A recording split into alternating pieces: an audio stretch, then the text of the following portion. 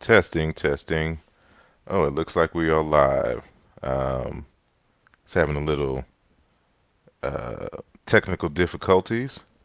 So hopefully I am here now. Okay, now I'm starting to see chat responses. And I'm sorry I had to delay the time about 30 minutes. Um, there was uh, there was a person coming to pick up a heavy item from the home, and so they just happened to come right when the show was about to start. So I had to pause it a little bit to go handle that, and so now I am here, and I appreciate everyone for um, joining us. I know it's Super Bowl Sunday, so I originally scheduled this to be at 6 p.m. Eastern Time.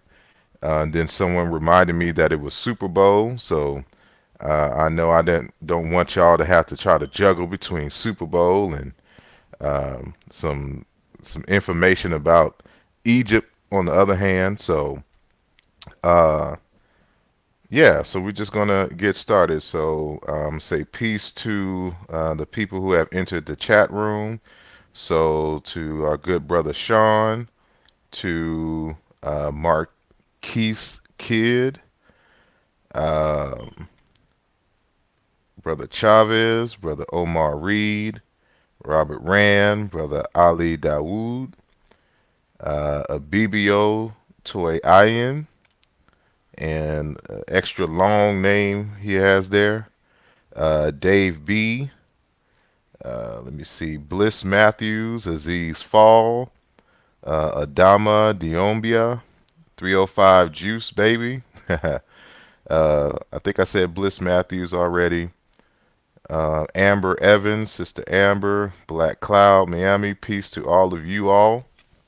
I am glad that you have joined me here. So, without further ado, I'm not going to delay your time um, any much longer. So, I'm just going to get started and share my screen. And so, if you have any questions or whatnot, I don't think I will be able to see them. Uh, I can try on this other computer, but it's so janky um, that I can at least try to see the questions you may have in the interim of. No, I don't want to restore pages. Um, I'm sorry, y'all. This other computer I have is just super slow. Peace to Atiba, Sister Monica, John, Robert Parrish, the Pseudo Slayer, Don Williams. Thank you all for joining. And so, y'all know today's topic. Hold on, put your YouTube on your phone and pause. Just view the chat. Well, I'm using my phone right now for. I'm putting myself as a guest on the back panel because it seemed like my internet was going in and out. So I wanted to make sure that something was on the panel so that if I fall out, it still goes while the internet catches up. Uh, so I'm trying to get it on this other computer that I have, which is my old super slow computer that everyone hates, and so I can get on that and then turn the volume off, pause it, and then watch the chat. So if you can kind of hear it in the background. So and actually I'm in Texas right now, so I'm not on the East Coast. Uh, Let me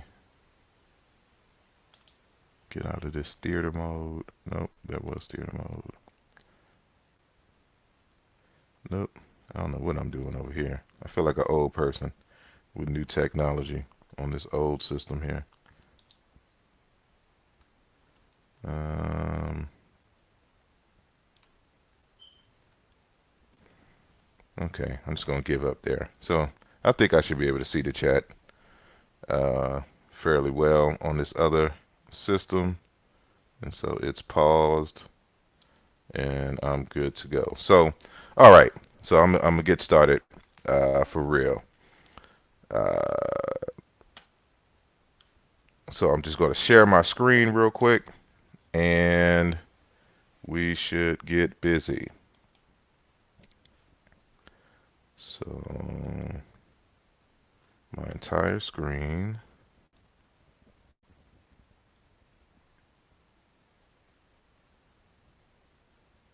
And let me get out of there. I'm going to go, let me make sure everything is focused on my screen. I only want that, just a singular, not my BB whole day family. I just want to see when I do share if it is the single screen. So hold on 1 second.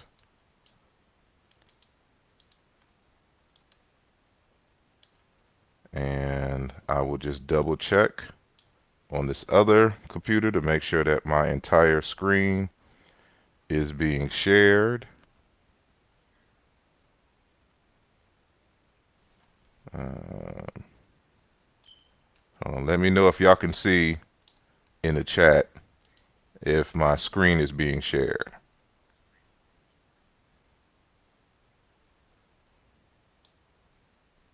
Hold on.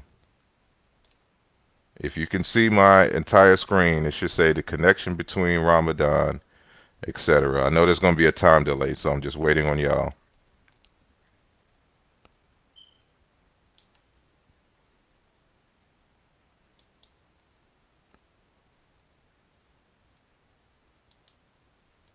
Testing, testing. I don't see it. Yes, it is. Cool beans. All right, I will get started over here. Let me just. Okay, so let me get into full mode here.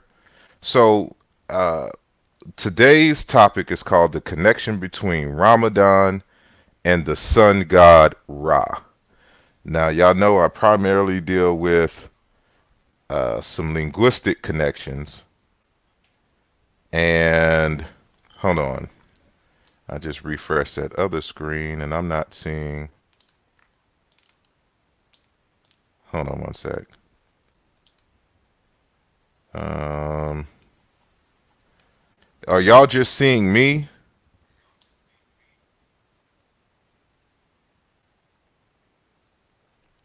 Okay. Yeah. So something's not. It's not sharing correctly. No, I need to share this screen.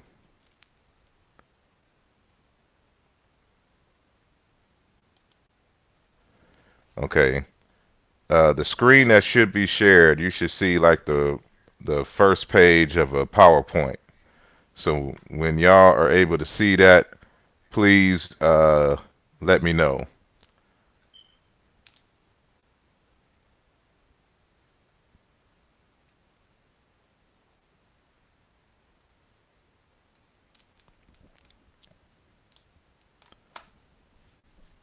I know it's going to be a delay. Uh, okay, got it. Y'all see the screen? All right, peace. All right, y'all. I appreciate it. Uh, cool beans. Alrighty, alrighty. So now we can get busy. All right. So as I was saying, the connection between Ramadan and the sun god Ra. So this is just a snippet of some information that you will find in the book Aaluja Volume 2, Chiena into Religion and Philosophy. And so that is the book that I released this year on January 1st. I'm pretty sure that a number of you, well, I know a number of you who are in the chat currently right now, have the book. And so, being that it's a very thick book, I don't expect y'all to have read this chapter because this is on the. I'm drawing information from chapter 9 in Aaluja Volume 2. So that's on the second half of the book, and that is a long ways down. So so I'm just going to give you a snippet of some of the information that is in there. And so let me let me do it like this. Boom. Okay, so y'all know that I have been in discussions with Dr. Wesley Muhammad, written at least, concerning some claims that he's made in his book, Black Arabia, The African Origins of Islam, which you will see here on the left-hand side. I wrote a response in 2013 to his claim that the god Ra of ancient Kemet was an import into ancient Kemet based on his perceived notion of some black Arabs coming into Arabia, coming from Arabia into Egypt, and then the Egyptians borrowing that deity from the quote unquote black Arabs. So my response was this text here, Aaluja. Excuse me. The text wasn't focused on that, but I wrote 2 chapters in Aaluja Volume 1, Rescue, Reinterpretation, and the Restoration of Major Ancient Egyptian Themes. He had read the text and wrote a response called Ra is Allah, Why Asar Imhotep is Wrong. And in this, remember his initial argument was that Ra was an import, and it was the Proto-Semitic El, which is pronounced Allah in the Arabic tongue, that the Egyptians borrowed that and it became a major deity, a major concept in the ancient Egyptian pantheon.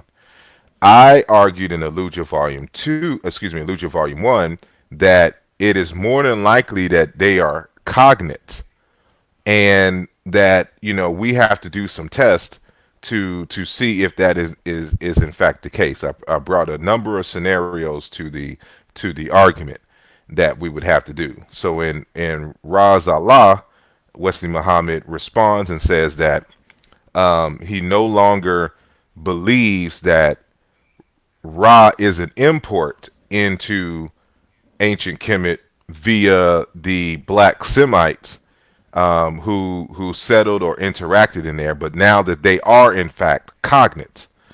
And so he's saying that Ra and Allah derive from the same pre-dialectical parent. That Semitic is related to ancient Egyptian, and as a result, the god Ra was inherited for the ancient Egyptians, and then in Proto-Semitic, and then in the Semitic tongue, you get, Proto-Semitic El, and then it being Allah in the Arabic tongue. So, y'all know my response to his book is Aaluja Volume 2, which is on sale right now. You can go to my website, asarimhotep.com, and purchase the text. I encourage you to get it today. The book is broken up into 2 parts. My general analyses on some concepts, some ancient Egyptian concepts, is the first half of the book, kind of formulating and putting together this theory of Achaean into common religious uh, concepts and themes, and then we expand that by a case study of answering the question of whether Ra and Allah are in fact cognates in the second half of the book, which is dedicated to responding to Wesley Muhammad's text, Ra is Allah, why Asar Imhotep is wrong. So, with that said, this is, one of my linguistic lectures. So it will be a lot of linguistic comparisons and, not too many images per se.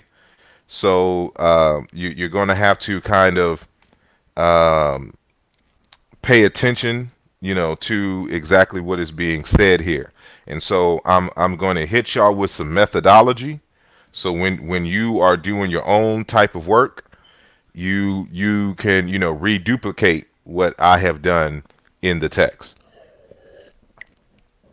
So, but before I get into that, I want to give you a little bit of the method uh, to demonstrating how uh, we do this here. And so this conversation is important because remember that Wesley Muhammad says that Ra and Allah are cognates. And there's only one way to demonstrate if two words from two different languages are in fact cognates. It's a process that we do, it's a methodology that we do called the historical comparative method, which requires us to look at a series of lexemes in the basic vocabulary or whatnot to map out the sound meaning correspondences between the two languages. And if we rack up enough sound meaning correspondences to where we eliminate chance coincidence as a possibility for the perceived connection between the two concepts, then we can go further into arguing whether these two words that we are examining are in fact cognates. And so, in this brief discussion, there's a Egyptologist who is also a linguist by the name of Frank Kamerzel. He wrote an article called Old Egyptian and Pre-Old Egyptian, Tracing Linguistic Diversity in Archaic Egypt and the Creation of the Ancient Egyptian Language. And so, he's putting together some evidence about, possibly where the Old Egyptian language comes from and the possible interactions that the Old Egyptian speakers were in contact with. And there's even a part in there where he's showing some possible cognates between Proto-Indo-European and the ancient Egyptian language. And what he's saying is that it's a possibility that the Proto-Egyptian speakers and the Proto-Indo-European speakers were in contacts with each other, and this is why you probably see these types of correlations between Proto-Indo-European and the Egyptian language. Well, this is somewhat similar to what Jean-Claude Mboli has discussed in his, 2010 work, Origine de langues africaines, the origins of African languages, where he's demonstrate where Semitic and Indo-European are both the results of a creolization of the languages based on Negro Egyptian speakers leaving through the Nile Valley and entering into the Levant and into Mesopotamia, into Europe. And this is where you get a lot of borrowings from the Semitic and the Proto-Indo-European languages, from the African languages. But that's neither here nor there. That's another topic altogether.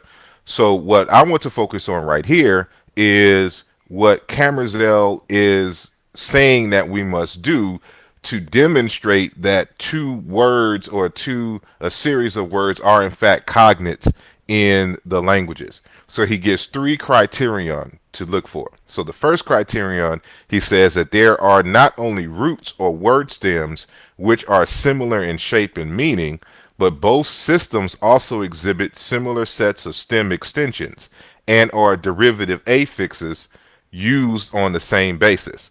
So when we compare languages, we look for the first thing that we do is we compare the roots of a word. So, like for example, if I say the word speaker, the word speaker is a root, a verb meaning to speak, and then you have a suffix which is an agent suffix in English.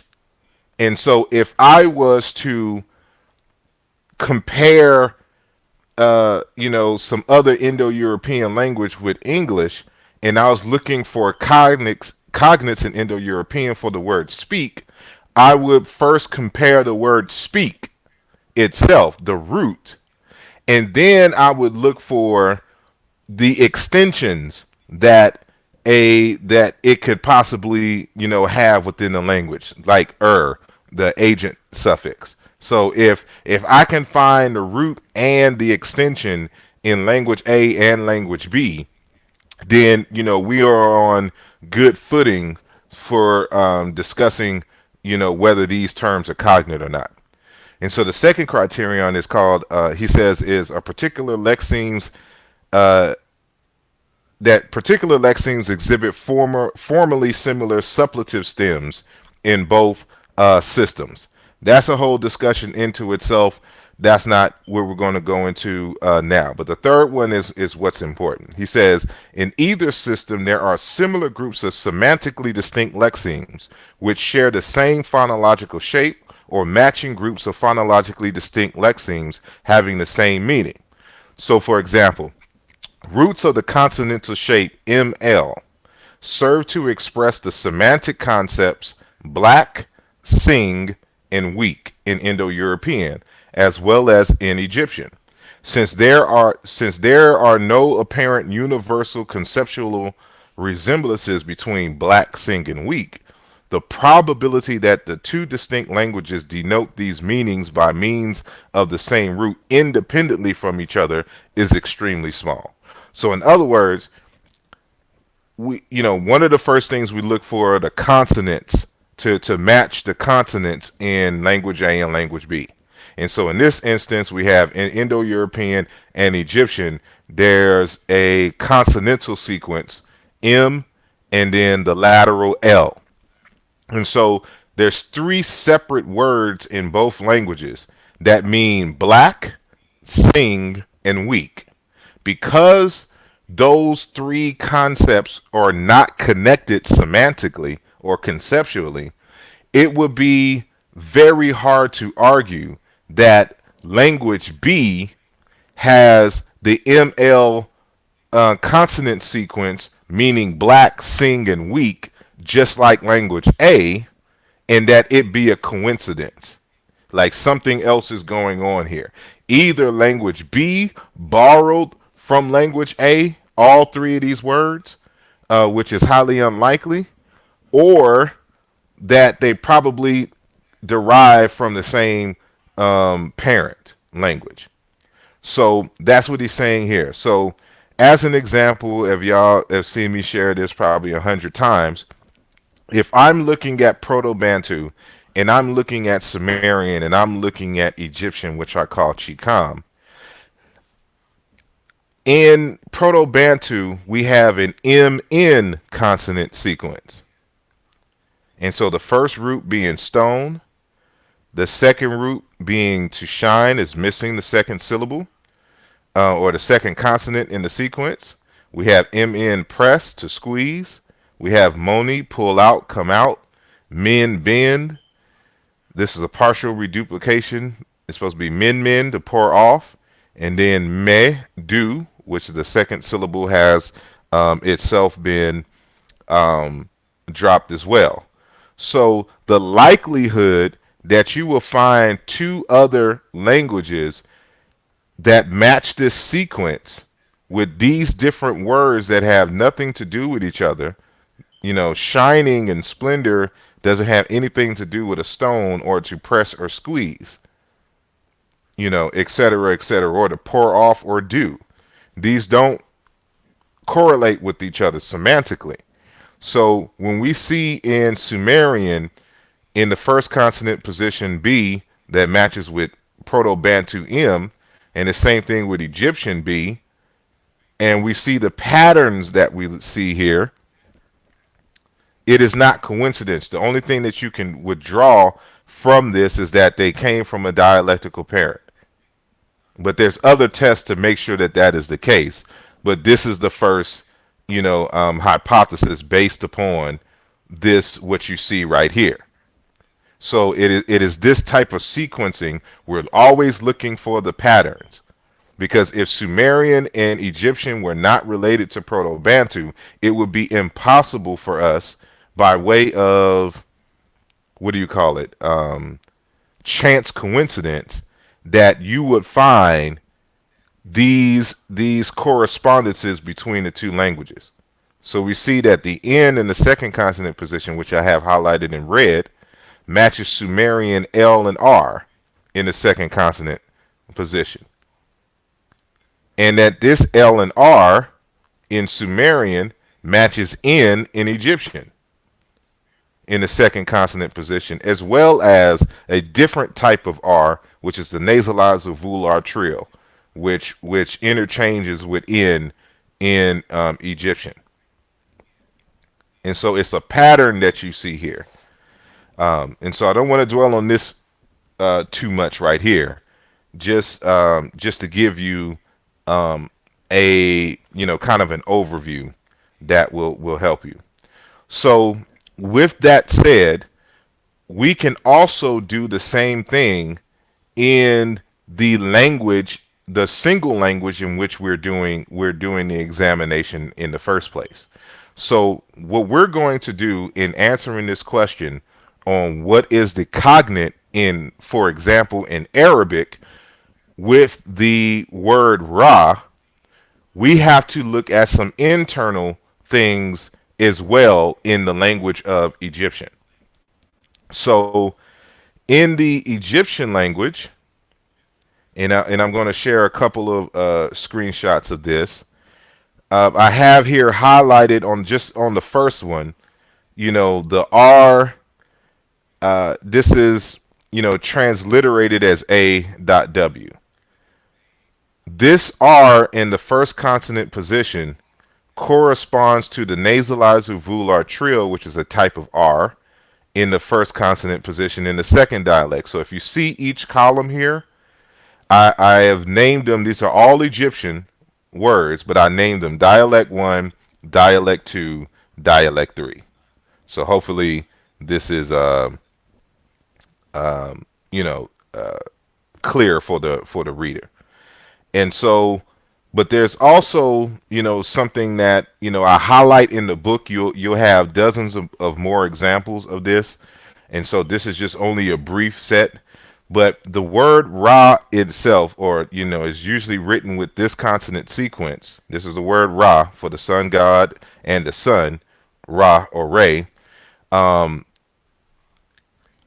put this right here because the word for if you see the god Ra, you always see him, or you often see him with a sun disk with a snake around the sun.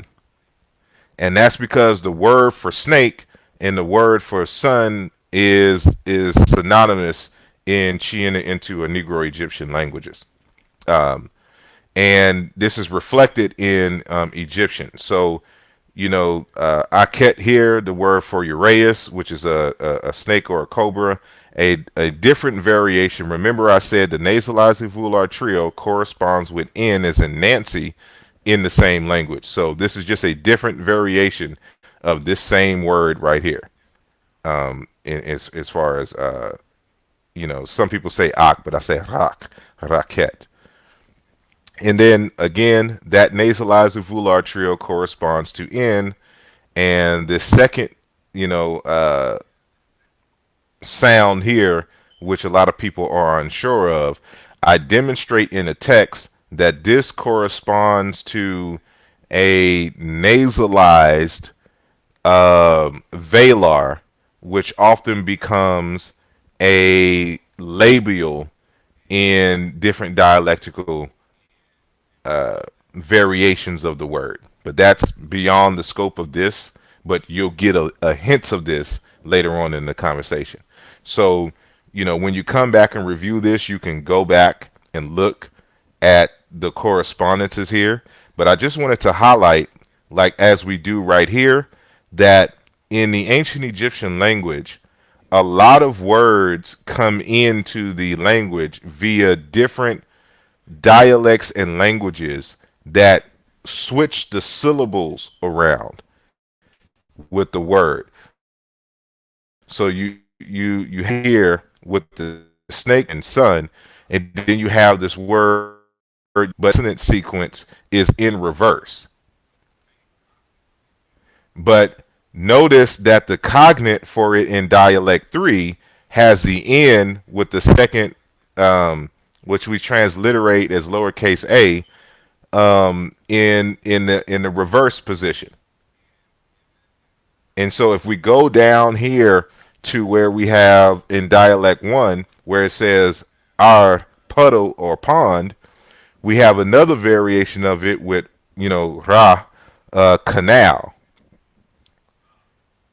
And so I just want to show you that if you know where the or how the or when the syllables are switched, even though they are switched, we consider them, cognates, because we have the other dialectical variants that inform us of the right order of the syllables.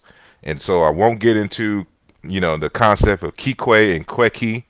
That's another lesson.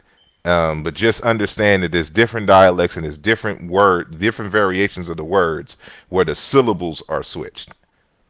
And so in this, we see the same thing. So this is just some more correspondences within the Egyptian language itself. So when you say rai, light, flame, fire, it is the same as raket, flame, fire. Ra, place, ra, storehouse, chamber, barracks, rakyet, or rakyit, a room, nachit, a house. All of these are cognates. Ra, weapon, tool, working instrument, arms, armor. Raku, it is in the dictionary, it has an unknown meaning. But I put this here because you notice the determinative, which is of a knife. And so we know whatever this word is also a working instrument, arms or armor, because that's what the word has to deal with. And so, of course, Ra, Sunday, daytime, and then sunlight, sunshine, light, twilight, dawn, dusk in this variation. So these are different dialectical variations of the word Ra in the ancient Egyptian language. So, with that said, based on what we just demonstrated, the initial R in Ra, the nasalized uvular trill, and the N sound are all equivalent. Just as the H, N, and the H sound in these two variations, of course, we know that this equals this because they're the same phoneme. But as we see here, Ra, Rek, and Nachi are all the same variations of the same word. Okay, so keep this in mind. So now, to answer the question on what is the cognate in Arabic for Ra, we're going to go a roundabout way. So, because when I do comparisons, I like to have at minimum 3 languages, and far distant languages. Hold on 1 second. If anyone knows the idea for sun and snake are supposed to be parallels because they are supposed to be opposites. In the West, you see the sun standing for God and the snake standing for the devil. So Bantu languages are closer to the Egyptian than Cushitic. I would say yes. Um, and I'll just continue. Okay. So Yoruba and Egyptian correspondences. So before, and this again, I go a roundabout way in demonstrating this, and I provide a plethora more examples in the actual book. And so, I'm always refer to the full analysis in the book. But what I wanted to show here, and this is what I demonstrate in the book, is that the word Ra is actually three consonants in sequence. And so we transliterate this R and then lowercase a, which is actually a consonant, and dot W, for Ra. And so that lowercase a is actually a suffix that has been fossilized in the word, which we say Ra. But Ra is not its, proper pronunciation. It's more something like Rigwe or Rikwa, something like that. And there's a few languages that still pronounce it that way. But in the Yoruba language, we can, help to demonstrate its the suffix nature of the second consonant in the word Ra. And so, just a few examples here. We see re, see, find, discover, perceive, behold, to be seen, appear, eerie, sight, appearance, condition. And then we have Iran, sight, exhibition, trance, apparition. And then we have, Ra, to rot, to petrify, hover as a bird. And then we have Iran Ran, delirium. Ran, decay of mental faculties through old age, delirium, dotage, or dotard. Ru, to rise as the sun and spring up. Then you have Orun, heaven, sky, cloud, firmament, regions above. It's in the word Orumila, heaven knows destiny. And so you have Ire, play, amusement, sport, the act of running, and then you have Irin, laughter. So for those Jamaicans, they be like Irie. That's where that word comes from. We say Irie in the Caribbean, but it comes from this thing of play, amusement. Everything being all good, and things of that nature. So you're in a state of laughter, the state of goodness. So, and then Re, impre- to imprecate evil, to call or wishful or wish vengeance upon someone. Iruni, Irunu, indignation, anger, emotion, wrath, judge. So you'll see in some of these instances the primary vowel changes, but it is consistent with the R and then the N suffix that is added, to give you kind of a different layer of meaning, for for this particular root. So what I want to do is kind of remind the audience about what we're going to do here. So normally what we like to do is to compare in many languages, two consonants in sequence or more.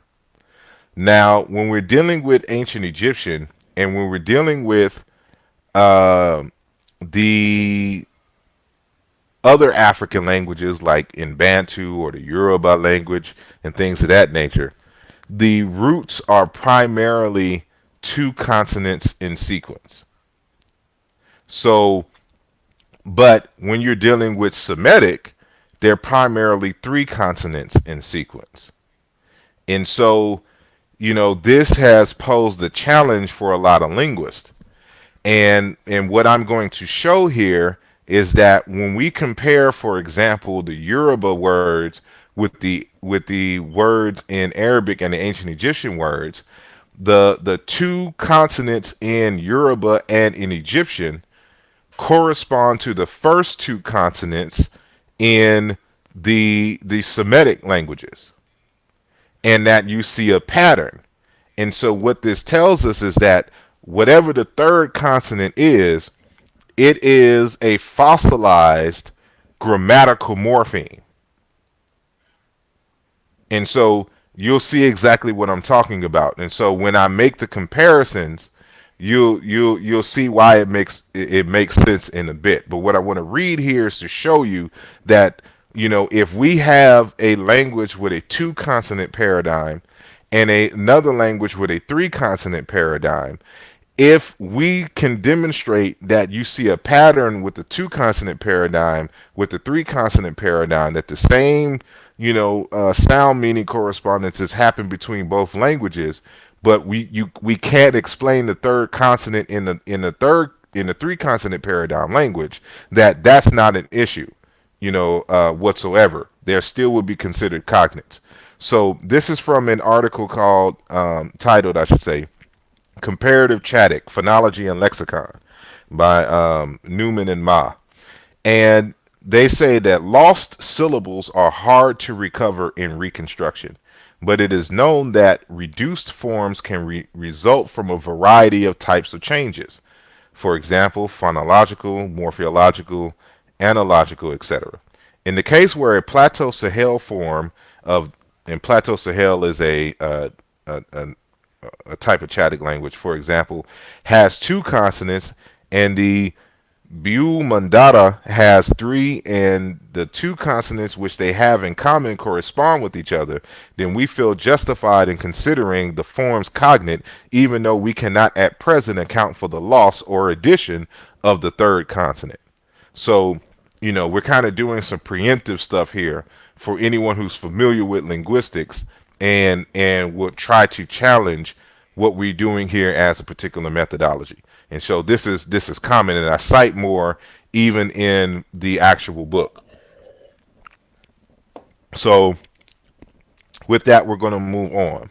So what we should also know is that there are a number of Semitic scholars who are now arguing that the Semitic language was primarily, at least originally, a two consonant sequence based language, and that they, through whatever type of process, acquired the third consonant and it became fossilized, which kind of forced them. So, if you're familiar with Semitic languages, you know that the meanings and things change by way of affixation and primarily by the changing of the vowels, which is called a blot. And so, but but I'm giving you one example out of many that I provided in the text, from Dr. Bernice Hecker, Varjik Hecker to be exact. She wrote her PhD dissertation titled "The Biradical Origin of Semitic Roots." And so the radical is just another way of saying, um, roots, or segments, of a particular word. And so she's saying it's biradical, meaning it's two radicals. In our conversation, we're saying two consonants in sequence. So she demonstrates in her PhD dissertation that these Semitic roots, we can be reduced to two consonants. These three consonant Semitic roots can be reduced to two consonants in sequence that have great meaning, you know. And so, hold on one sec. So I'm giving an example here. So she labels, a number of roots. So if you look at this table that I put here, we have Semitic root, Hebrew, Arabic, Egyptian, and Yoruba. So Hecker, is arguing that there exists an RM, biradical two consonant sequent root, and that root stands for high place, high stature, and haughty. Then she provides, she actually gives a number of Semitic languages, but I'm just going to cite examples from Hebrew and Arabic in our examples as a result of, for the sake of time here. So to help the listener and the reader out here, I have highlighted in red the root that is being argued here. So if we go into Hebrew, we see this is a glottal stop sign here. So it's Ar-Rahman, citadel, or room, haughtiness, height, Ramah, high place, Ramut, lofty stature, Ramon, be exalted, Truma, I should have highlighted that in red, an offering for sacrifice, Ra'am, to rise, then Ramah, a heap. And so there's an underlying in all these different variations of this word, of these words here.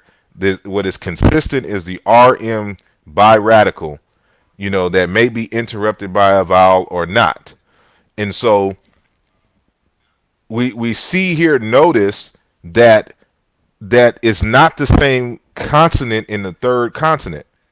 So this is a prefix ha, ar, and so in here you have Ramah, which ends in H. Then you have Ramut, which ends in T. And then this is a kind of a partial reduplication, or we say it may be a gemination. And then you have this T prefix, but this also ends in H and A. And then this has an infix of a glottal stop. And then this one also ends in A. And so we have in the second column here, Marom, height of heaven. And then Mandiak, Rauma, heavens. And then in Arabic, you have Rayama, exceed, and then Rayim, superiority, surplus. So the underlying theme in Semitic is this notion of haughtiness, high stature, exaltation, etc., etc. Well, this also exists in Egyptian and in Yoruba. So in Yoruba, we'll go to the last column, we have Orun, up, above. It also exists in Sumerian, Urun, to be exalted, to be strong. And then in Egyptian, we have elevated and prominent. So remember that the R in Egyptian corresponds to the R in Yoruba, and the ah, which is actually a chi, this sign here corresponds to the N in Yoruba. So the syllables are reversed here, but these are still cognates, as we demonstrated with the in the earlier examples. So when you talk about Orun in the Yoruba language, like when you say the word Orun Mila, it's the word for heaven is up. It's cognate with this variation here. And so we can see this even here. So it's even in the Greek language, Oranos, heaven. And so we see in this other example here with the same, just a different word. So we have another RM consonant sequence, and the underlying semanteme is throw, to cast, to use a spear. And so remember, this first column here is Hebrew, this is Arabic, the third column here, the fourth column is Egyptian, and the fifth column is the Yoruba language. So again, we have Ramah, cast, shoot, Ramachs, spear, lance. Then we have in Arabic, Rameh, throw, shoot, Ramaha, pierce with a spear, Rumix, spear, Ramaya, game, animal. And so how this comes into play is that that's what you spear, that's what you use the spear with, game, and animal. So basically, what this word here means is that you would spear, animals that you would kill to eat. So, and then of course we had the same thing that we had in the reverse in Egyptian.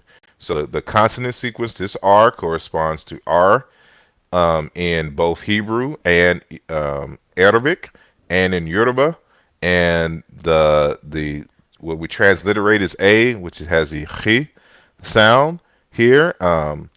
It means to mount up, ascend, to penetrate, and so this would be the same as to spear, to enter something. And then you also have this variation of the word meaning to leave, to go out, to quit, to lead, to carry away. And so when you throw it's to project. So the underlying theme here means to project, or to send the projectile, or basically to go. And so in the Yoruba language is to send, to dispatch, charge, issue, to sew a cloth, to cut or wound as an instrument. Same thing as, to spear, to use as a spear, to lance, and things of that nature.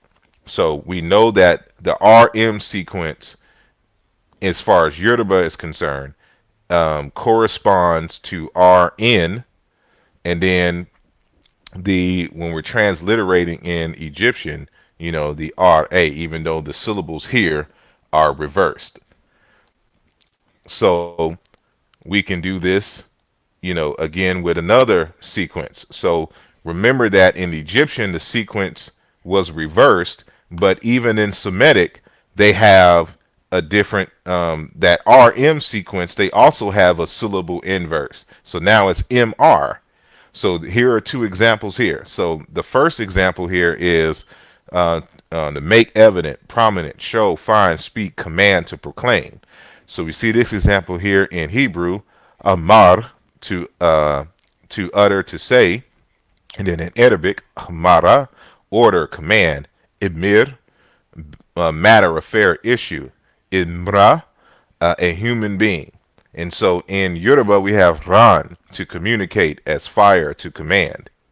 And so in Egyptian, excuse me, I didn't, they have cognates for this in Egyptian, but it's not the same consonant sequence as, ra or ar, that we had earlier. It has an MR consonant sequence, just like Hebrew and Arabic. So I have it blank right here.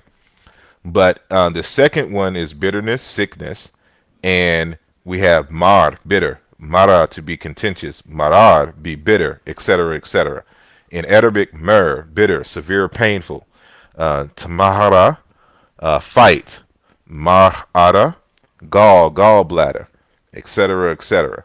And then when you have in Yoruba, iranmo, infection, contagion, arun, disease, sickness, ailment, distemper, disorder, malady, illness, complaint, failing, failure, pest, rune, to be ill, to be sick.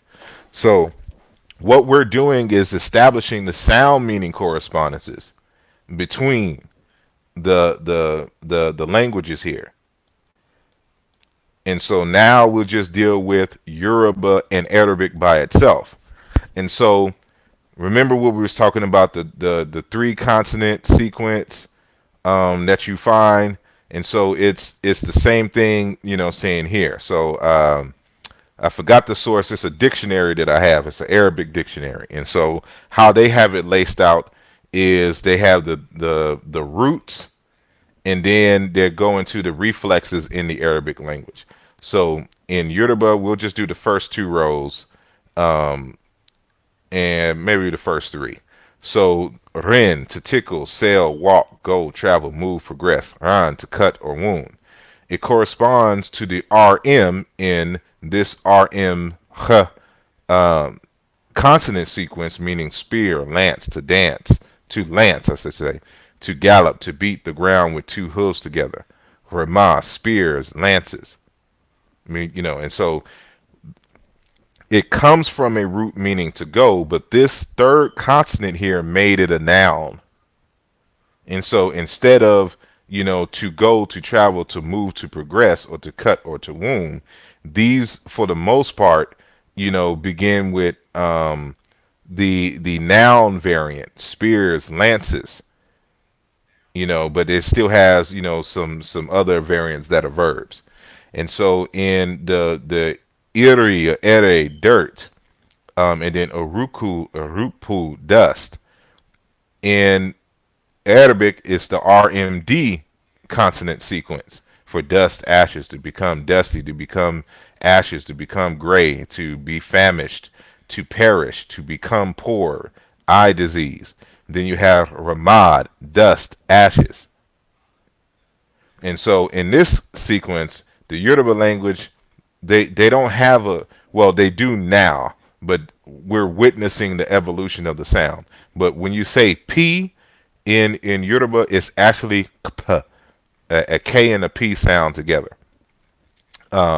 And so in these dialects, one kept the K and then one kept the P of this particular sound. And then this last one, we're going to do is ren, move, progress, ran to communicate. They have RMZ, sign, signal, nod, wink, gesture, motion to signal, to gesticulate, to move lips or eyes without uttering a sound to move. Ramses, signal, sign, making a sign, gesturing. And so, again, this is all in the text. And when you review this, you can pause it and examine the cognates for yourself. And so now we get to the etymology of Ramadan. So remember what I said, that the word Ra is cognate in essence with the word Ramadan. So in the Yoruba language, you have Arin, anything that is very hot. Erun, the dry season. Ironu, abstinence from food, power of long abstinence from food. In the Arabic, the root you have RM, and then this, I think this is an emphatic D. Extreme heat of the midday sun. Hot stones, to become very hot, of sand and ground. To burn one's feet on sun-baked ground, stony ground. To have aches and pains, to become very thirsty. To bake inside hot ashes, to sharpen. So in Ramadan, you hear, it's the ninth month of the Islamic year during which the annual obligatory fast takes place. But notice these other words here: Ramida, to be burnt, scorched; Ramad, ash. So this is going to become very important, because why? Because we've already established with the Yoruba what the RN consonant sequence corresponds to. And so we know that it corresponds to RM in the Arabic language and in Hebrew in general. So when we come to the Egyptian, and so this is why I had all those different variations, we know that the RN in Orun, meaning or Orun, sun, day star, and Hassa is Rana, sun, day, matches Ra, which we say here, which is really Rigwe, Rahwe, sun, daytime, the king. Ran, shine. Irun, the dry season. Arin, anything very hot.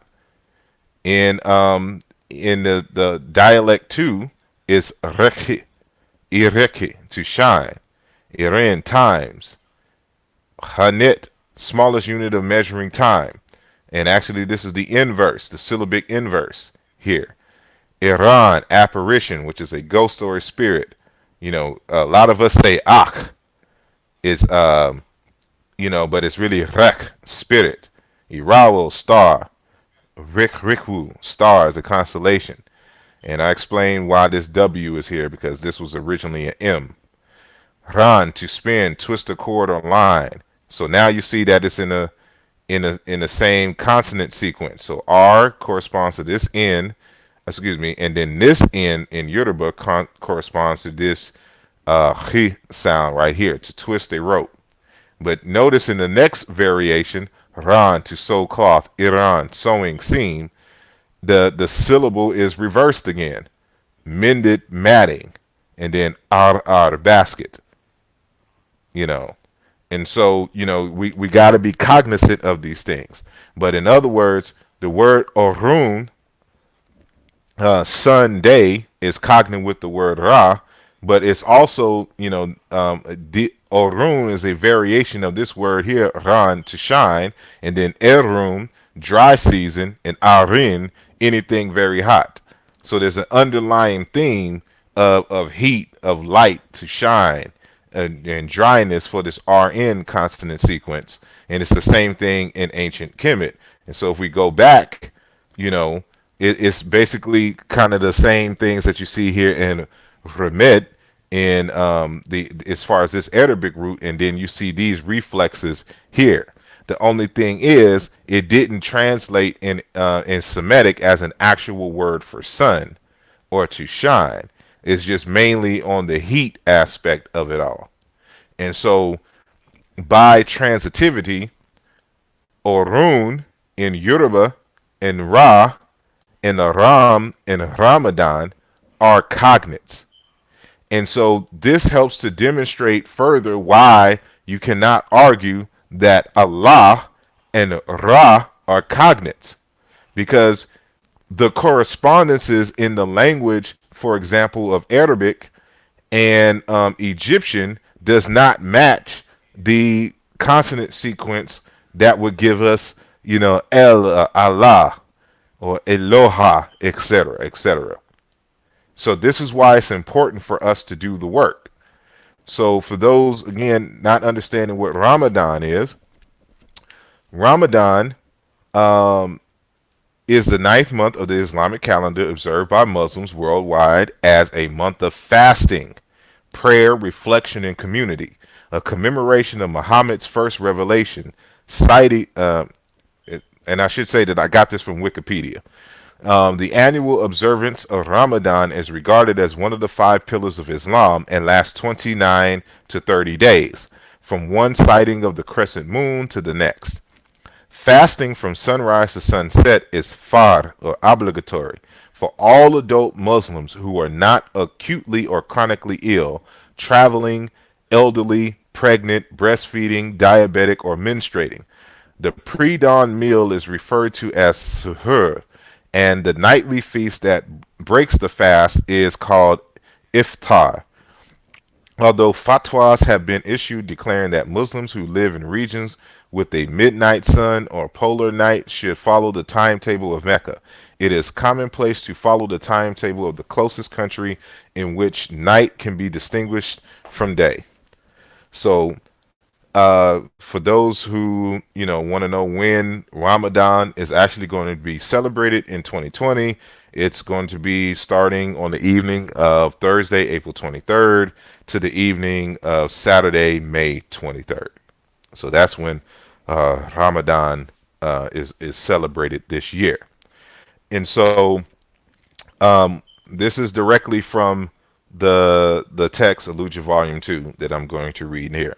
And so, as we noted in the previous section, the Egyptian Ra consonant sequence for sun corresponds to the RM sequence in Arabic Ramid, extreme heat of the day, extreme heat of the midday sun, hot stones to become very hot, or sand and ground, to burns one's feet on sun-baked stony ground.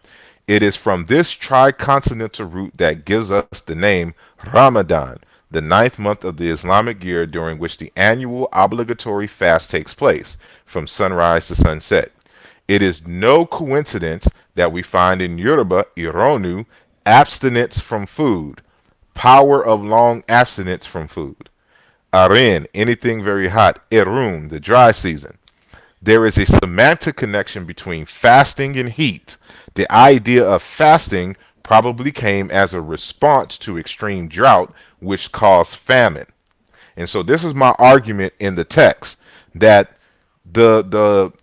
as most texts on the origin of Ramadan will tell you, is that Allah came basically to Muhammad, and as part of his revelation, this particular practice came into being. But what I argue is that this is not in fact the case. That more than likely what happened here is that this is a time of extreme heat, as we can see from the correspondences. So let's go back a few things here. So remember, the same root that gives us Ramadan, the month, is Ramida, to be burnt, scorched, Ramad, ash. And so this to become very hot, this is the dry season, in the Islamic world, in the Arabic world, in the Middle East, I should say. And so the notion here that by some kind of divine revelation this happened was not the case. What more than likely, the Muhammad or other theologians who put this in the text argue that because this is a time of extreme heat and drought, that in order for us to conserve food, everyone can't eat multiple times a day. So you make everyone eat only once a day at sundown.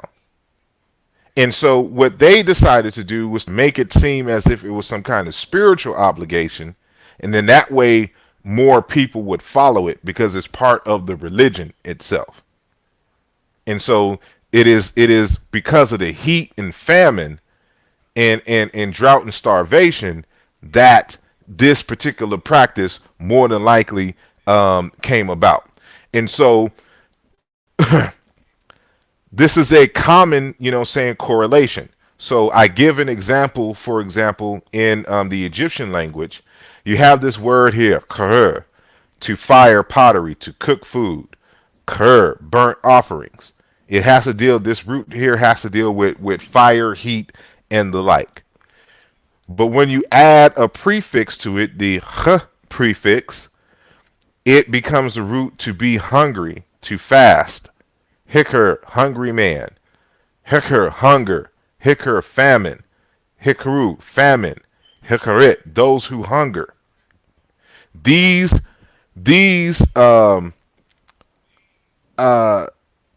correlations or semantics, help to demonstrate that in fact, there is a correlation between heat, of course, dry heat, drought, and everything, and famine.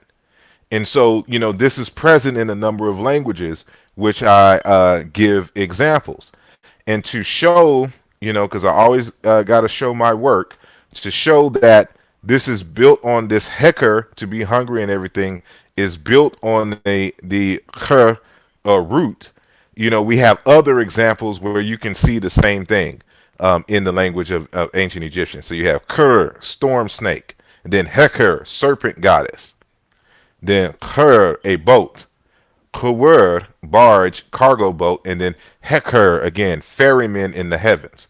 It's just like what you saw in Ramadan. And so that D affix, gives us from a root meaning to burn, to scorch, to heat, dryness, etc., etc.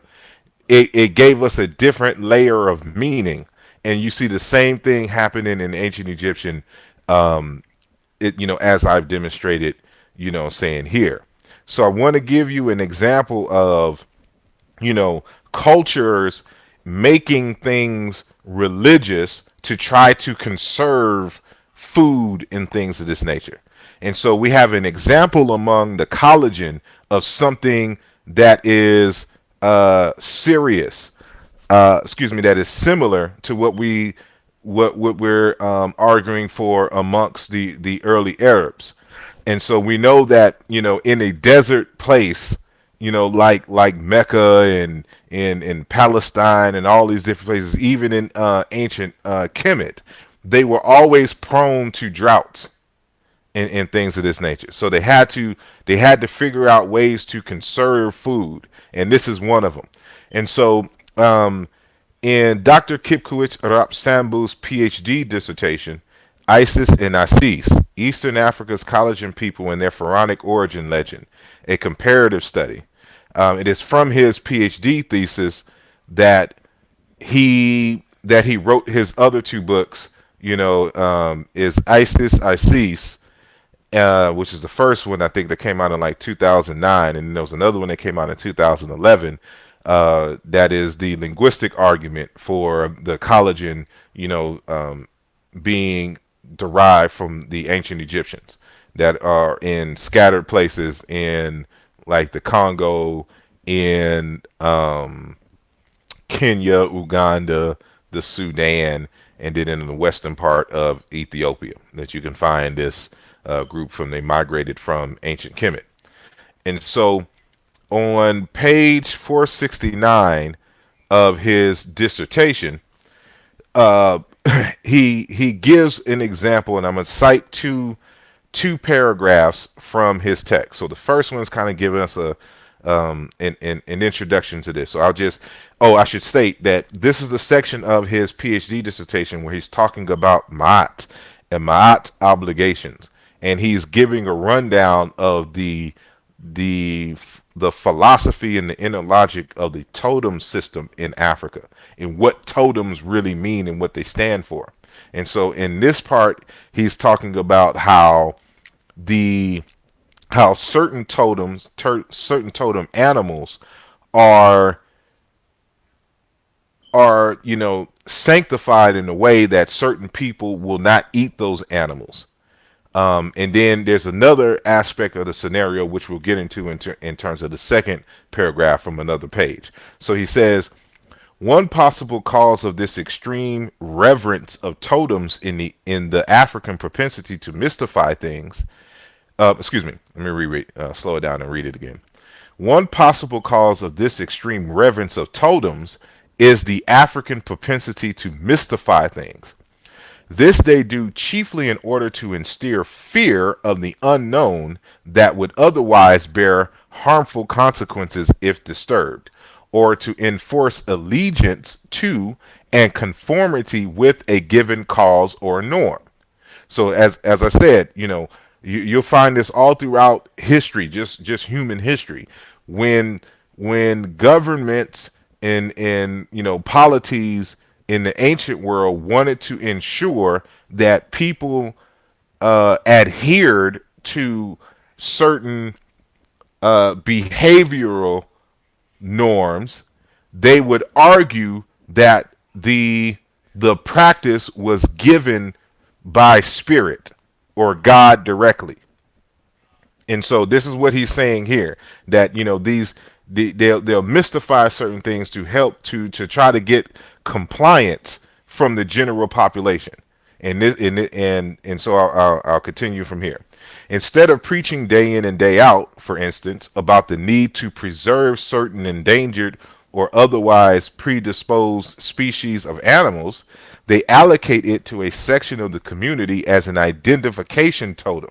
The individuals from such a section would have to thenceforth inextricably link the welfare and fortunes of the designated totem animal with their ancestral spirits as well as with their own fortunes. The families so associated with the respective totem animals become the legal custodians and protectors of them in such a committed manner that a casual observer would think they were worshiping them. So this helps to argue against, people think uh, that people in Africa were worshiping animals and all this other kind of stuff. This is stuff that we have to fight all the time because a lot of people, especially like Christians and Muslims, are very ignorant of Africa and African languages, customs, and things of this nature. And so, you think that you see a whole bunch of animal stuff around, it that has nothing to do with the veneration and worship of the animal.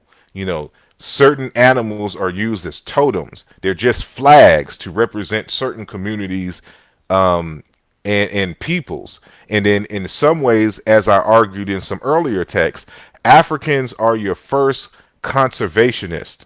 And so they understood the relationship of certain animals to the ecology. And that if you destroy certain animals as well as certain plant life, etc., you will destroy the economy in which the people rely on. So you make certain animals totems and you tell the people that they can't hunt or anything these animals. And so now we get into the second citation, which comes from page 472. So what do you do when the animal is a common animal that people eat? So there's a different way in which, certain people handle this particular situation. So he says, as a rule, and this incidentally applies to many other socially regulated societies, such as those of Papua New Guinea, the Baganda, and the Nkole of Uganda, etc. Klansmen do not eat their clan totems. This requirement has seen to it that domestic animals whose meat is eaten are generally excluded from the list of totemic animals. Exceptions that are common among the Kintu-speaking nations of Uganda, Rwanda, Burundi, and probably elsewhere within the Great Lakes neighborhood, where domestic animals feature in the list of totems, have put in place a piece of ingenuity to skirt around the difficulty and avoid starving the totem's members. Among the Bayankole, the Baganda, the Batoro, the Banyoro, for instance, certain parts of the body of a cow may be allocated to some clans as their totem. For example, the tongue of a cow, the head, or even the cattle of a certain color. The members of such clans may not eat the part of the animal that is their totem, but they may eat other parts so that they do not starve for a lack of meat. Those clans whose totem is the red cow, for example, may not eat meat from a cow of that color, and the restriction extends to the animal of this color only, but they are free to partake of the meat from cows of different colors. So if you understand what is being read here, I'm just giving you another example of how communities regulate and make sure that everyone eats. They make it part of the spiritual tradition. And so they're saying that you can't, in this particular instance, you can't eat a certain animal if you belong to this clan. But if you belong to another clan and that is not your totem animal, you can eat of it. And then in some instances, it's only certain parts of the animal. So say we have clan A, clan B, and clan C. Clan A, their totem of a cow, for example, is the head and the front legs, right? Clan B, their totem is the center of the cow. And in Clan C, their totem is the back of the cow and the back legs. So if you're in Clan A, you can only eat the front part, but you can't, just get rid of the whole cow, just slice off the cow, the front part, and then just throw away the rest of the part. You give the other half to members who belong to the other clan, who that's their totem, or that I should say,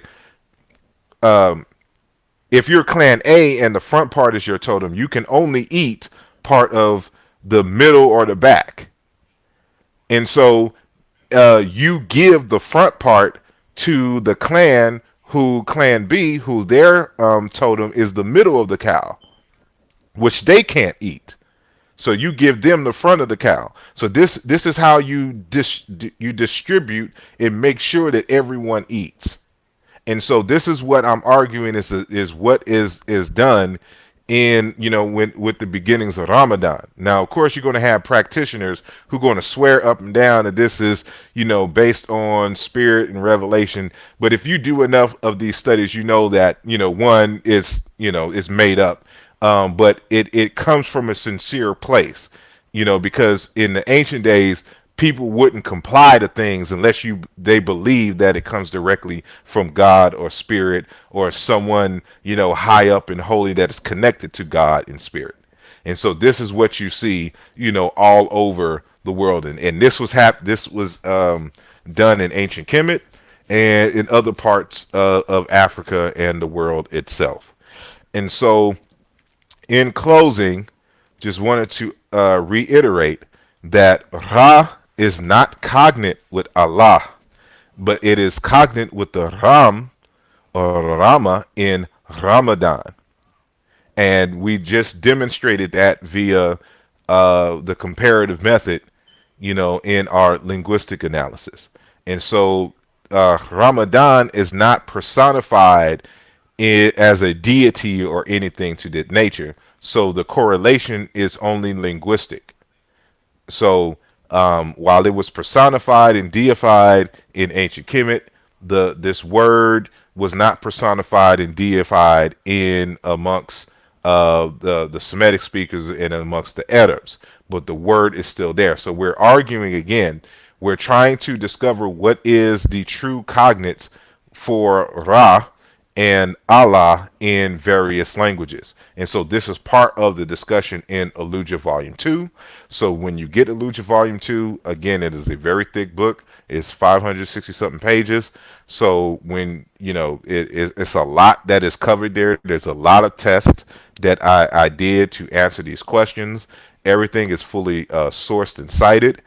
One of the things that I also argued, I demonstrated by way of the comparative method, is that Ra is cognate with Ogun in amongst the Yoruba, and as well as internally with Sekhmet in the ancient Egyptian, pantheon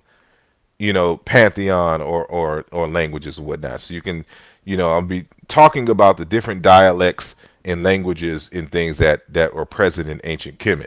And so, you see on the African side, they revere these concepts and they personify them for pedagogical purposes, and to so that the underlying values stay present in the minds of the people.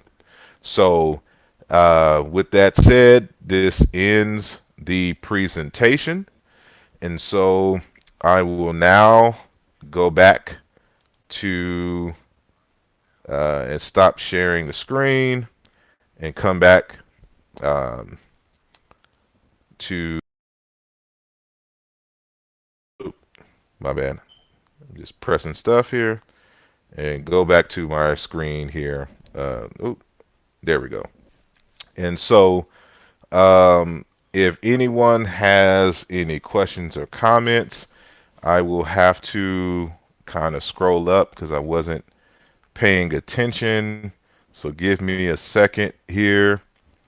Um, um, Let me go up just a little bit or more. Uh, this ain't the 80s. Y'all having a whole different conversation up there. The Dolphins, don't care about the Dolphins. So, and Usere asks, is the MR consonant sequence, is the sesh related to the mer comparisons you're making? Um, if you can ask that question in a different way, so I can, be clear on your question if you're still listening in there. But as I stated, the MR consonant sequence that you saw on the side of the Semitic as the Semitic root, as argued by Dr. Hecker, there are MR and BR consonant sequence cognates for those words in particular in ancient Kemet. And so I didn't put them up there because we're only concerned with the consonants as the transliteration as R, lowercase a, or its inverse, lowercase a, R. And so that's why I was focused on that. So there's no P in Arabic. Exactly. The word Ra is its attribution to the god Ra also. The word Ra is its attribution to the god Ra also. Brother Hassan, if you can please restate your question. The two burnings, Ramadan, Chris Withers, the on at the end is not a dual here. He says, I know, false dual is to emphasize how hot. Ra is not Allah, as Dr. Wesley Muhammad states. And, you are wrong in the conclusion that it is connected to drought. Um, uh, it is connected to drought, and the heat and the hot ground and things of this nature. That's exactly what it is. And we have the other languages to demonstrate that when you have the same root for heat and famine and abstaining from food and things of this nature, it's also present in the Yoruba language as such. And so this is how we prove that this is the case in the languages. And so uh, there was no historical drought at the time. This has nothing to do with necessarily having a big historical drought. It's always dry in the hottest months there. This is why you have a month long thing. Is a lot of stuff isn't growing, a lot of stuff isn't available at this time. So this is why you do this, to preserve the food during your hottest months.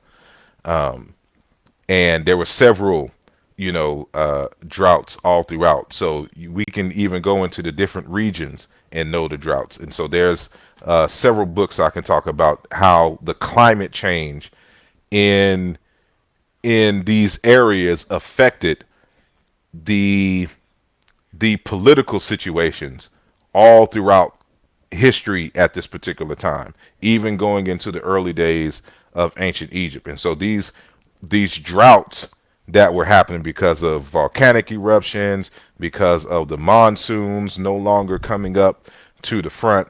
It caused a lot of havoc in the region, to where the it certain communities no longer existed. Uh, and I'll do a separate video and conversation on that as well, to demonstrate and show that it was a lot going on, and it's all as a result of climate change. So when you start talking about the Hyksos invasions, you start talking about the Sea Peoples invasions, the falls of the Hittites, and all of this other kind of stuff going into the later parts, all of that is a result of climate change. And so that's another conversation in itself. So let me see. Where is the evidence for your claim? That's any, I don't know what claim. I don't know if you're talking to someone in particular. I was waiting on. Ramadan was an ancient Arabic month named after the heat of the summer. Its significance in Islam is because the first revelation came down in that month. It is related to fasting 2 years later. Again, this is one, because a lot of that stuff didn't happen in the first place. There's no revelation or any of that. But that's the common narrative that you'll see. And so again, once it's connected to people who have a religious outlook, they will always give you the religious explanation instead of the reality human explanation. So, Jalbino, so your research leads you to construct most doctrinal religions' teachings came about to urge compliance to some material necessity. No, I don't argue that the religions itself, the certain practices. What I was demonstrating is that there are common practices by world religious leaders in the beginnings of a community and people, that in many respects some of these ideas that are, or restrictions, were based on a common human need. And if you like what I was reading from Dr. Sambu, and I can provide source after source on this. You want the populace to comply, saying, to the social norms. And so for African people especially, and just ancient folks in general, you're talking to places that didn't have jails, that didn't have active police forces and things of this nature. You had to rely on the community to comply to the social norms. And so the belief from the common person is that spirit in God is objective, that they're not subject to human emotions and bias and things of this nature. So if these guys who started these spiritual, religious, saying, movements or whatnot to get people to comply, you make the argument that God revealed this to me, and I'm somehow special, and I give you this code. And now, so in order to get the Israelites, for example, to have some kind of ethics and morale, the story was made up that Moses went up to a mountain and got the commandments directly from God. He got this revelation. He saw him. God wrote down the commandments to him. He memorized them. And then he came down on the mountain, seeing the people was worshiping an Egyptian goddess, the Hathor cow. He destroys the tablets on the ground, etc., etc. We know the story.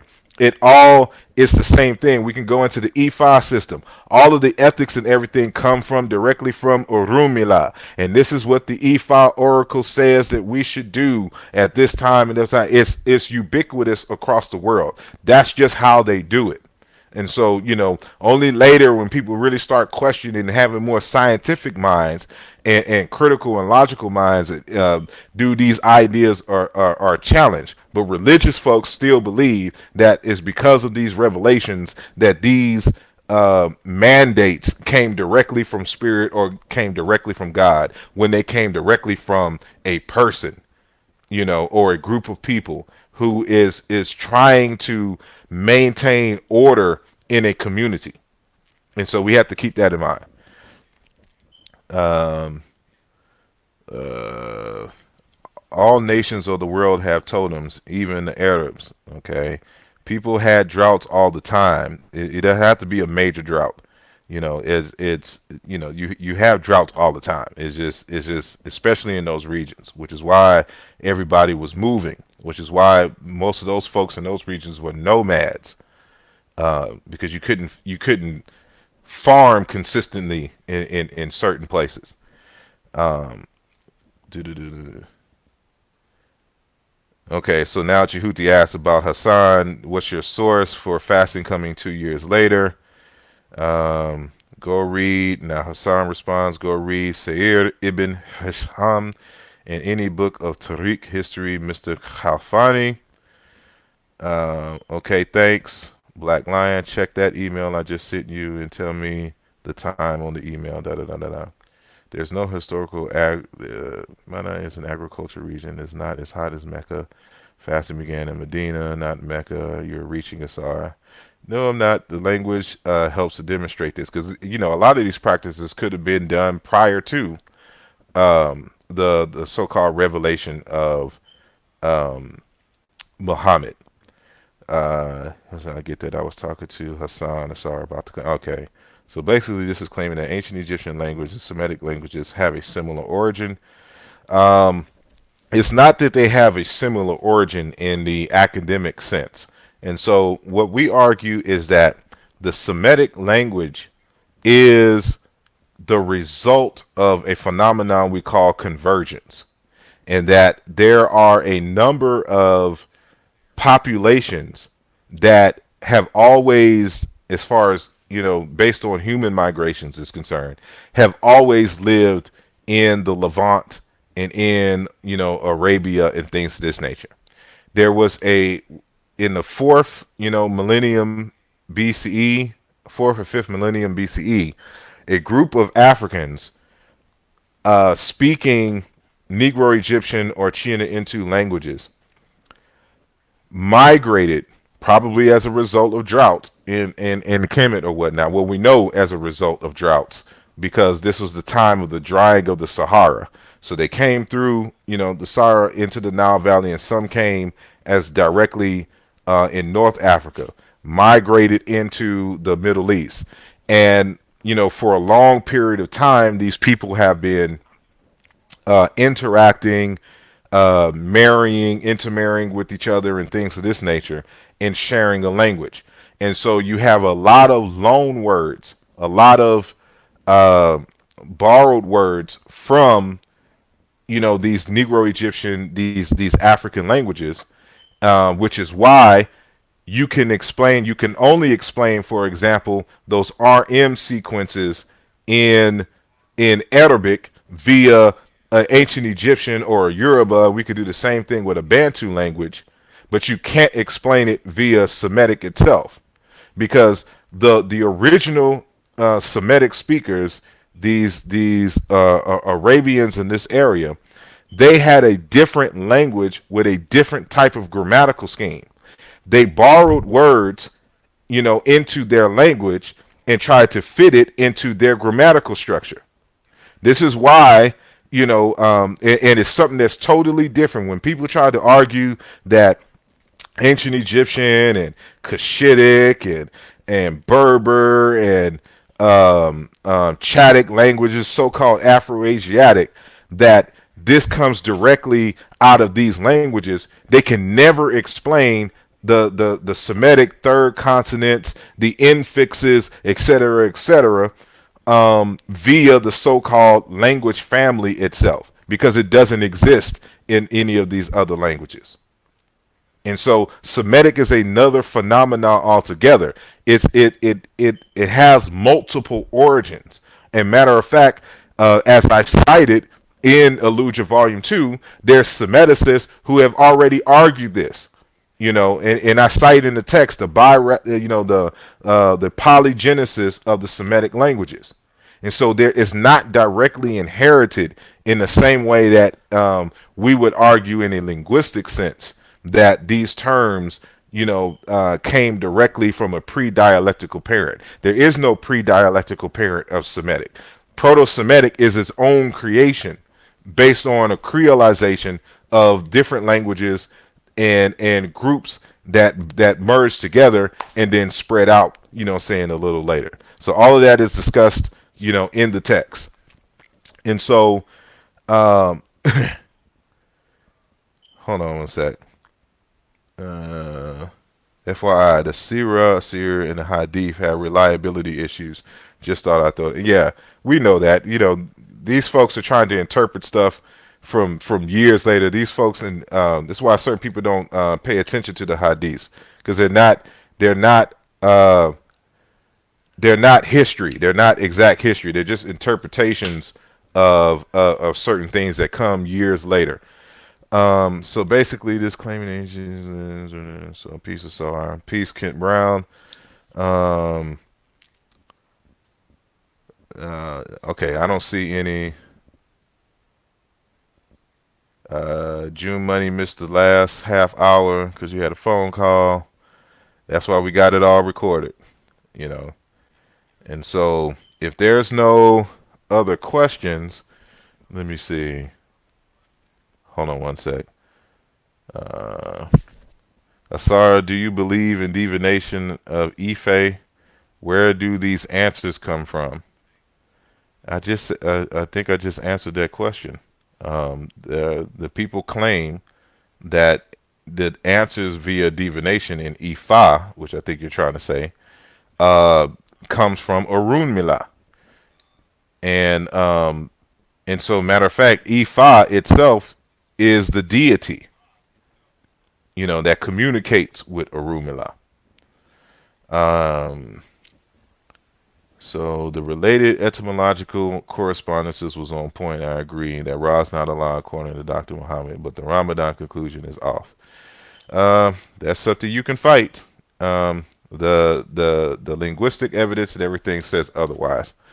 Um, but if there's any questions from the uh, audience, I would like to send a donation in appreciation for the info. Do you have Super Chat active? I just signed up for Patreon, so I don't know how to make the Super Chat and all of that just yet. But if you want to make a donation or something to this nature, you can send something directly to Cash App, I guess. And that's just the dollar sign is, Cash App. But yeah, so I'm trying to familiarize myself with uh, the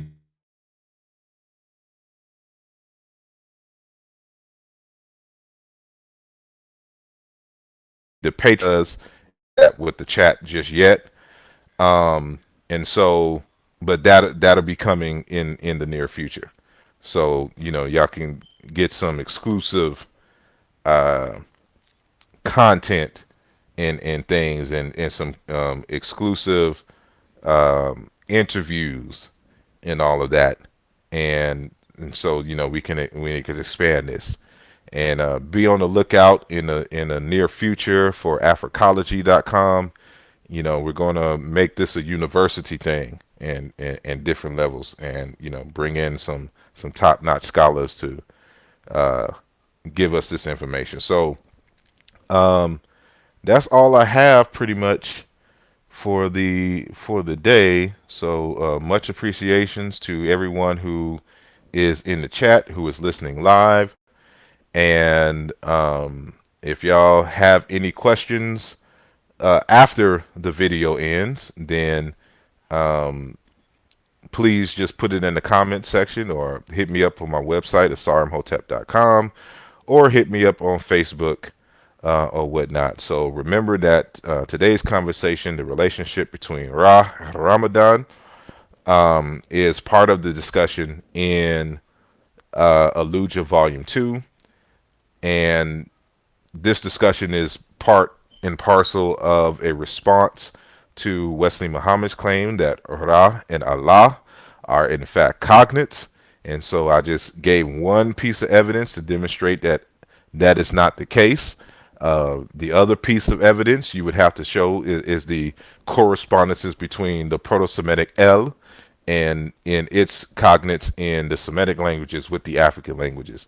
And you'll see then that Allah is also borrowed into the Semitic languages. So that matter of fact, and more specifically from the ancient Egyptians. So this is not that was not my original argument in Aaluja Volume 1 in 2003.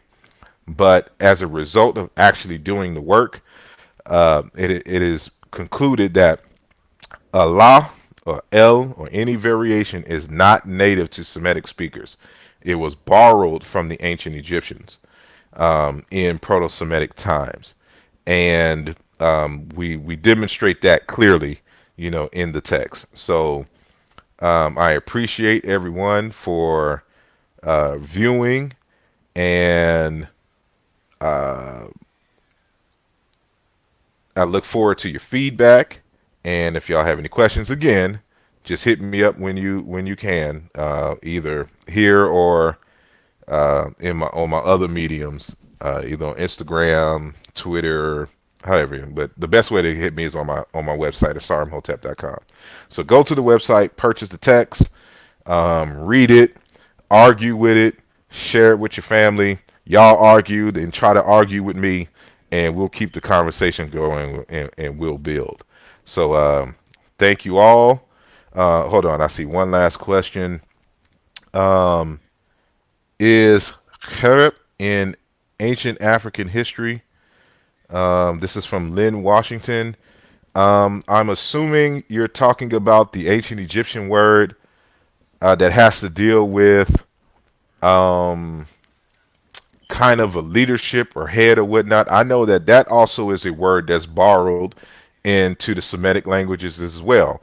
Ultimately, that word is what becomes sheriff in English and becomes aleph or halif in the language. It's a word dealing with a cow's head, and because it's a cow's head and cattle and dealing with the leader, it becomes that its variants, different derivative forms are was borrowed into the language of Semitic, and from there in I think Greek, and then no, it's just I think directly from Arab into the Latin and English languages via the invasions by the Arabs into Spain and all of that. That's where you get these terms from.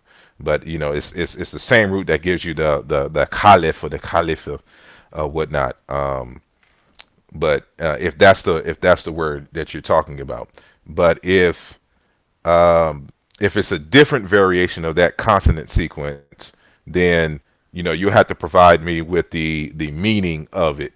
And so I'm just guessing based off of what you posted. The one that comes immediately to my mind is the one in the ancient Egyptian language. So I will pause for a second because I know there's a delay, so that you can hear what I'm saying, and then give some more clarity in the chat for what you mean.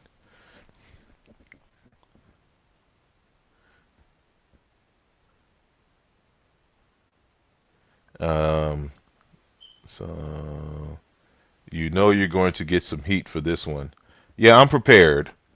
I'm ready for all arguments concerning this. Oh, okay. I'm totally off. Uh, KRP, now known as a cryptocurrency. I have um, I have no knowledge of KRP and cryptocurrency, so I cannot answer that question, Sister Lynn. I do apologize.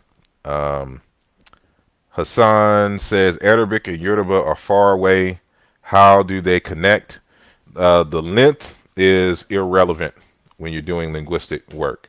And, if you have Aaluja Volume 2, then how Yoruba and Semitic are connected is explained in the text. And so it is very, the text is lengthy for a reason, because I want all the smoke. And for people that's going to be trying to argue against these points, I know that they're going to miss something, and I want to make sure that it is in the text, and that, for those who are really critical, understand that everything was covered when it comes to this. So it's in the text. Um, Dope build, appreciate you. He's saying the bankster coin. Yeah, y'all go into something totally different. I was thinking of the ancient Egyptian word KRP. With that said, I appreciate you all. Um, until next time, I think I'm going to do, I forgot what the next lesson is. Oh, the next lesson, which actually should have been number one, is just on Aaluja Volume 2 itself, just to give you a good overview of the text and what its intent is. And so I only have a few lessons from it, but it's just a general conversation about the book and what it seeks to answer. So again, I appreciate everybody. So I am going to sign off and not take any more of your time. So salute. Talk to y'all later. All right, peace.